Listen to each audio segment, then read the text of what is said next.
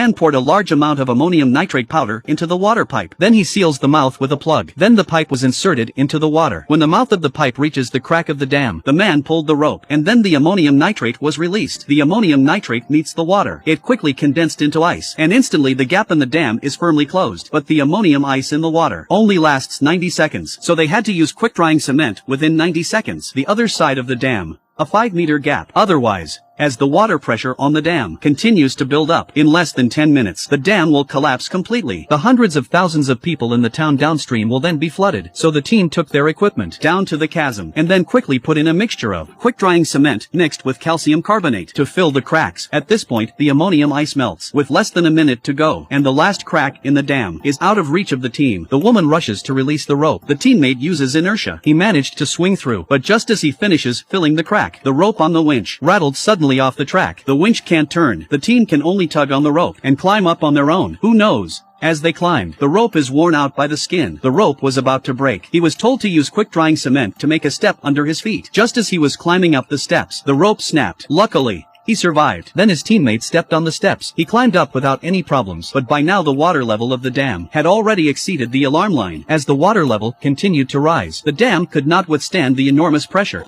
The team rushed to find a steel hose. Then the propeller motor on the speedboat was removed. The propeller was attached to the end of the hose. Then the wires were connected to the motor. And that was it. An oversized unblocker was created. The woman puts the propeller into the blocked spout as her teammate starts the propeller. Soon the propeller is spinning at high speed. The blockage is broken up. As the discharge volume increases, the pressure level of the dam drops instantly. The motor in the hands of a teammate suddenly fell into the drainage inlet. The motor flowed directly into the drainage system. The 2 turbines of the drainage system were instantly dried up. Only 1 turbine was left to drain. The speed was not enough, and it wasn't long before there was a roar. The walls of the control room, the water started to pour out of the wall. This is the end. Oh, my God. The dam won't last 5 minutes. Everyone's going to be flooded. The men said maybe we could try to create a tsunami. To create a tsunami, to make the water in the reservoir flow back upstream, just set a powerful bomb underwater. The shock wave from the explosion of the bomb would create a tsunami. So the woman puts the powder, which explodes when it hits the water, into a box, and then freezes the powder with liquid nitrogen. Her teammates make a casing out of soluble soda. After the woman puts the rubidium powder into the shell, the 2 men go to the center of the dam. They use the infrared laser to mark the drop point on the surface of the water. The teammate gives an oops. The teammate throws the bomb as hard as he can. The woman questioned the man. How can you be so weak for such a big man? As the 2 men look on in horror, there was a loud bang. The river formed a huge wall of water. The water rushed upstream. Eventually, the pressure level of the dam dropped to a safe level. Tens of thousands of lives were saved.